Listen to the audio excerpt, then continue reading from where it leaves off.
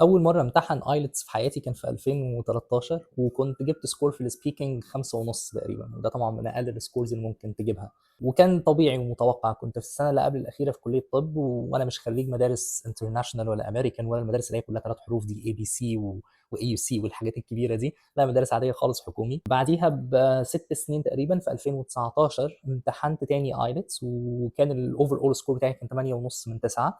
وفي الspeaking كنت 8.5 من 9 الحمد لله. خلال ال6 سنين دول حصل إيه بالضبط، التطوّر ده حصل إزاي؟ للأسف ما أقدرش أقول لك نقطة معيّنة هي كانت الفارقة في التطوّر، ولا حاجة معيّنة أنا عملتها هي دي اللي فرقت كتير أوي في اللغة عندي. ما أفتكرش إن في action زي ده حصل يعني، أو حاجة مميزة أقول لك سر تطوير اللغة وكلام من ده، لأ للأسف ما فيش حاجة كده. اللي أقدر أقوله لك هي حاجات حاولت فيها وما نفعتش، وحاجات حاولتها ونفعت مع الوقت. اللي ما نفعش إني حاولت ساعتها أشوف بعض الفيديوهات زي اللي موجودة دلوقتي على الفيسبوك وإنستجرام لبعض الناس اللي بيقولوا إن هم بيعلموا إنجليزي، فبيجيب كلمة ويقعد ينطقها نطق غريب كده ويقعد لك إيه ده، إيه ده أنت بتقول water، ياه ده أنت فلاح أوي، ويقعد بقى يعوج لسانه ويبقى شبه صوت كده العرسة المضروبة بالشبشب والّا حاجة وكلام من ده، ويقول لك ده هو ده النطق الصح. ده الفيديوهات دي هتشوه لغتك، يعني هي مش هتسوّقها، هي هتشوه لغتك.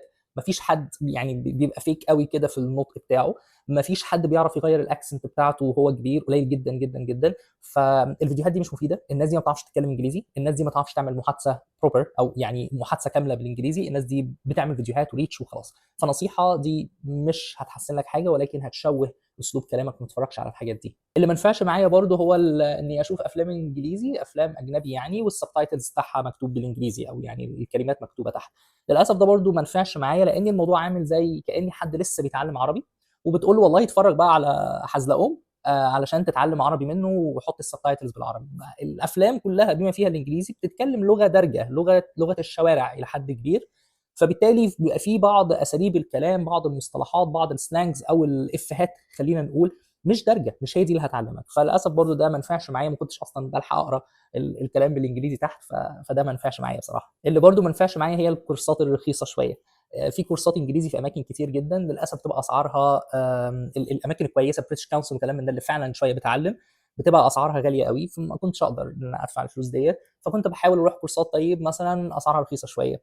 للأسف برضه دي مش بتعلّم كويس، معظم الناس اللي بتعلّم فيها هي مجرد business مش أكتر، بتلاقيهم برضه يقعد يعوج لسانه ويخرّجك مثلًا تعرف تقول جملة بaccent British والّا American وفرحان بيها، ولكن ما علّمكش حاجة في اللغة يعني بشكل أو بآخر. طيب إيه اللي نفع معايا طيب؟ الموضوع مش إحباط، طب إزاي التطوّر ده بفضل الله سبحانه وتعالى حصل؟ فكان الموضوع ممارسة، ولكن طبعًا كانت الممارسة دي في حد ذاتها صعبة، حتى لو كنا بندرس بالإنجليزي في الكلية، ولكن الممارسة الحقيقية للغة محتاجة شوية مجهود.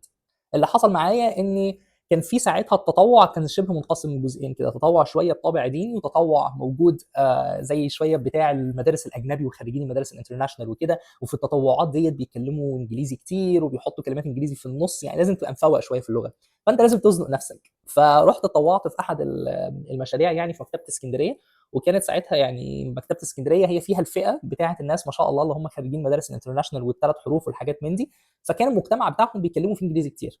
فلمّا اتطوّعت معاهم هناك في أحد المشروعات وبتاع، فكان لازم إن أنا مع الوقت باسمعهم بيتكلّموا، باحاول أفهم إيه الكلمة اللي النهارده سمعتها ما عرفتهاش، طبعًا لازم بعد كده keep up يعني إيه، تيجي بقى تاني يوم مثلًا وأنتم في اجتماع والّا وأنتم بتدّوا session أو كلام من ده بيخلّوها بالإنجليزي، فلازم أقعد أدرّب نَفْسي إن أنا إزاي أتكلّم وهكذا، ويعني ده بصراحة ساعدني جدًا، جدًا، جدًا، وحطّني على أول الطريق يعني إن أنا أبدأ فعلًا أpractice وأسمع لغة كويس. خلال نفس الفترة دي كان بقى يعني فادني جدًا سماع فيديوهات مش أفلام، ولكن فيديوهات TEDx. أنا شايفها دي كويسة جدًا، جدًا. TEDx بتبقى اللغة شوية احترافية، يعني ما فيهاش slangs كتير، ما فيهاش كلام شوارع كتير إنجليزي، ولكن هي لغة كويسة، لغة فعليًا يعني تقدر تتكلم فيها في meetings أو كلام من ده، فتسمع TEDx مثلًا بالإنجليزي وبتشوف الsubtitles مكتوبة تحت، فدي لغة proper هتبدأ تعرّفك إزاي تسمع كويس وبعض نطق الكلمات، ولكن السماع هنا هيتحسن أكتر كتير. في طبعًا حاجة مهمة تانية إنك برضه تسمع على اليوتيوب أو حاجة، تسمع محاضرات أو فيديوهات لناس في المجال بتاعك، ودي نقطة مهمة جدًا، في المجال بتاعك بالإنجليزي.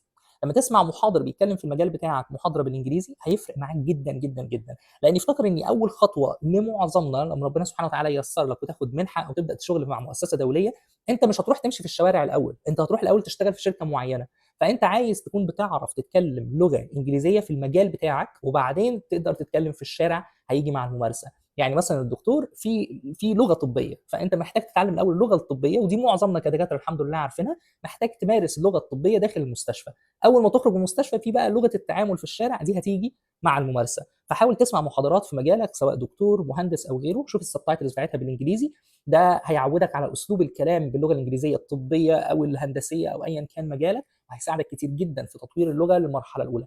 لان اهم خطوه هتفرق معاك في حياتك كلها انك ان شاء الله اول ما تطور اللغه شويه تبدا تطلع منها. انا لما طلعت المنحه بتاعت اتشيفمنت بتاعت الماجستير في 2017، كان تقريبا الايلتس اللي جايبه كانت السبيكنج بتاعي كان 7. كان اتطور شويه بحاجات المكتبه، واشتغلت شويه مع اليو ان، فكنت بحضر ميتنجز كتير بالانجليزي، كنت بقعد اتدرب ازاي اتكلم معاهم بالانجليزي وهكذا. فاتطورت من 5 ونص ل 7 في المحادثه يعني على 2017. بعد 2017 لما قعدت سنه بقى بمارس اللغه فعليا في دوله اجنبيه يعني جوه بريطانيا، قعدنا تقريبا سنه وثلاث شهور او 4 شهور اثناء الماجستير. فامتحنت بعديها بعد ما رجعت مصر في نص 2019 كده، امتحنت تاني والحمد لله كان السبيكنج بقى 8 ونص من 9، يعني سكور عالي الحمد لله. فده تاني ده جاء ايه، جاء بالممارسه الفعليه لما سافرت وقعدت وعشت واتحركت كل يوم بتكلم مع اجانب كتير وهكذا. فالخلاصه خليني اقول لك ان ما حدش يضحك عليك بكورسات رخيصه، ما حدش يضحك عليك او يعقدك بفيديوهات بيقولوا فيها حاجات غريبه ونطق غريب. انت ليك الاكسنت بتاعتك، المطلوب منك في اللغه انك تعرف توصل فكرتك بلغه سهله واضحه بسيطه، وتكون واثق من نفسك اثناء ما بتتكلمها. ومطلوب منك تفهم اللي قدامك، ان برضو بايا كانت الاكسنت بتاعته، في بعض الاكسنت صعبه مفيش اي عيب تماما انك تقول له بعد اذنك عيد الجزء ده او غيره.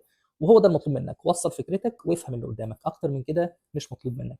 فربنا يوفق الجميع. وتاني مفيش حل سحري للغه، ولكن هي كل حاجه بسعي في طرق مختلفه واماكن مختلفه. ويعني ربنا ييسر لك الحال ان شاء الله، وتلاقي الطريق الصح لتطور بيه لغتك. بالتوفيق للجميع ان شاء الله.